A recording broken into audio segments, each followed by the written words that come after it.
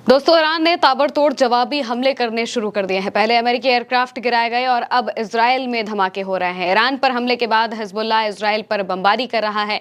20 से ज्यादा जगहों पर मिसाइलों से अटैक किया गया है। वहीं नेतन्याहू को हमलों के बीच अस्पताल में भर्ती किया गया है। एक एक करके खबरें बताते हैं। लगातार जो अपडेट्स हैं वो सामने आ रही हैं।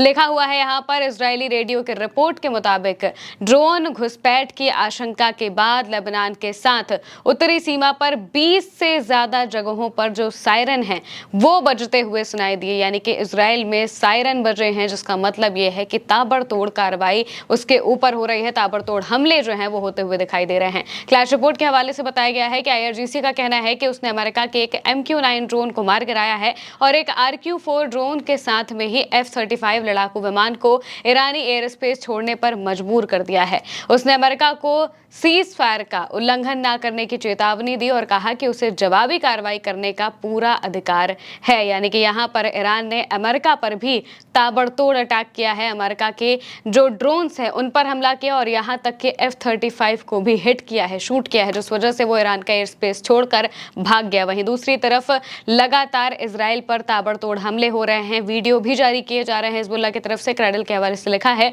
हिजबुल्लाह ने एक फुटेज जारी किया है जिसमें दक्षिणी लेबनान के रशाफ कस्बे में इजरायली कब्जा करने वाली सेनाओं को निशाना बनाने के लिए अबाबिल अटैक ड्रोन के झुंडों का इस्तेमाल करते हुए की गई कई कार्रवाइयां दिखाई गई हैं। इसके अलावा खामनेई का भी बहुत बड़ा बयान सामने आया है। ईरान के सुप्रीम लीडर मुस्तबा खामनेई ने साफ तौर से इजराइल को खत्म करने की जो बात है वो कह दी है। साफ तौर से कहा है कि आज नहीं तो कल इजराइल पूरी तरह से नेस्तनाबूद हो जाएगा।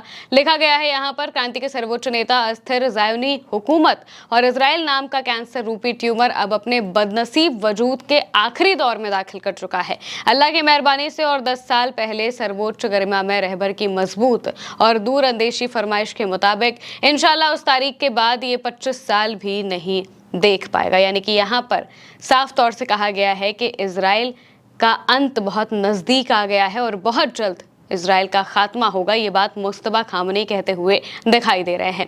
इसके अलावा क्रेडल के हवाले से लिखा गया है, इजराइल के राष्ट्रीय सुरक्षा मंत्री इटामार बेन गुवीर ने सोशल मीडिया पर लेबनान पर हमलों में भारी बढ़ोतरी की मांग की है। यानी कि जहां एक तरफ ईरान पर हमले होते हैं, इसके बाद हिजबुल्लाह काफी बड़े आक्रामक तरीके से हमले करता हुआ दिखाई देता है, तो अब इजराइल काफी ज्यादा बौखला गया है और वो वापस से लेबनान पर और बड़े हमले करने की जो मांग है वो कर रहा है। जो राष्ट्रीय सुरक्षा के जो इनके मंत्री हैं इटामार बेन गुवीर, उन्होंने कहा है कि और बड़े हमलों की जरूरत है क्योंकि हिजबुल्लाह बहुत बुरी तरीके से इन सबको पीट रहा है।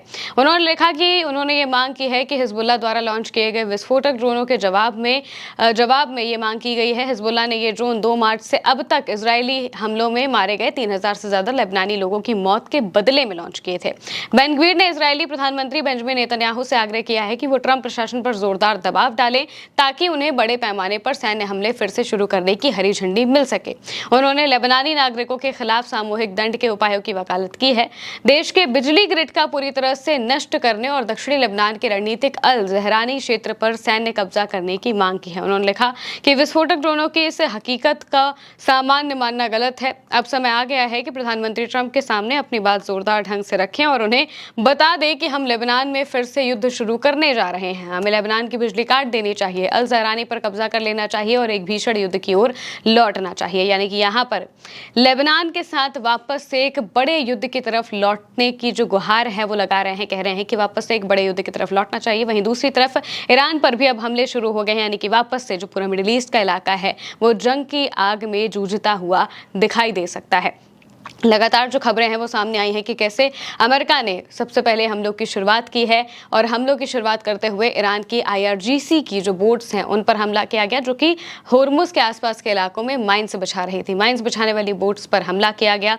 उस पर मौजूद करीब 4 के आसपास जो ईरान के सैनिक हैं उनकी जान चली जाती है और इसके अलावा आसपास के आइलैंड्स पर ताबड़तोड़ जो हमले हैं वो किए जाते हैं। हालांकि ईरान का एयर डिफेंस सिस्टम इस वक्त इतना मजबूत हो चुका है कि वो हर एक हमले को रोकने में कामयाब हो जाता है। यहाँ तक कि अमेरिका के ड्रोन्स तक को मार गिराता है, जिसका मतलब यह है कि ईरान का एयर डिफेंस काफी मजबूत हो गया है। और इस बात की आशंका सेंटकॉम को भी थी, और ये भी हो सकता है कि वो ये चेक करने के लिए ये हमले कर रहे हों कि आखिर ईरान का एयर डिफेंस कितना मजबूत है, और अगर उस पर हमले करेंगे तो कैसे वो इन्हें रोकेगा। इसके लिए भी वो शायद इसकी जो शुरुआत है वो कर रहे हैं, हमलों की शुरुआत कर रहे हैं। हालांकि अब ईरान ने साफ तौर से कहा है कि अभी तो हम छोड़ रहे हैं, क्योंकि बड़े हमले नहीं हुए हैं, सिर्फ होर्मुज के इलाके पर हमले हुए, ईरान के ऊपर या फिर ईरान के अंदर कोई बड़ा हमला देखने को नहीं मिला है। इस वजह से ही ईरान उस तरीके की आक्रामक लेवल की जो जवाबी कार्रवाई है वो नहीं कर रहा है। ईरान अभी भी मौका दे रहा है और कह रहा है कि जब तक सीज फायर है तब तक सीज फायर का उल्लंघन नहीं होना चाहिए, और अगर बड़ा हमला किया या फिर किसी भी तरीके का और हमला किया तो फिर उसके बाद ईरान अपना बचाव करने के लिए जरूर आएगा। एक बड़ी खबर यह भी है कि अचानक से नेतन्याहू को हॉस्पिटल में एडमिट किया गया है। नेतन्याहू को हमलों के बीच हॉस्पिटल में एडमिट करना पड़ा। क्लैश रिपोर्ट के हवाले से लिखा है कि नेतन्याहू को सोमवार शाम यरूशलेम के हदासाह एन केरम अस्पताल में दांतों के इलाज के लिए भर्ती कराया गया था। उनके कार्यालय ने बताया है कि यह दौरा नियमित था। नेतन्याहू ने 2026 की शुरुआत में प्रोस्टेट ट्यूमर के शुरुआती चरण के लिए रेडिएशन थेरेपी ली थी, और 2023 में उनके शरीर में पेस मेकर लगाया गया था, यानी कि वो भी बीमारियों से जूझ रहे हैं। और हमलों के बीच में अचानक से उन्हें दांत के दर्द की वजह से जाना पड़ता है हॉस्पिटल, जिस वजह से वो वहां एडमिट थे। और इधर दूसरी तरफ इजराइल में ताबड़तोड़ हमले चल रहे थे, यानी कि नेतन्याहू की हालत भी ठीक नहीं है, लेकिन फिर भी वो हमले जारी रखना चाहते हैं और ईरान से एक और जंग लड़ने की कोशिश कर रहे हैं। फिलहाल के लिए मेरे यानी महिमा के साथ इस खबर में इतना ही। आप देखते रहिए उल्टा चश्मा यूसी।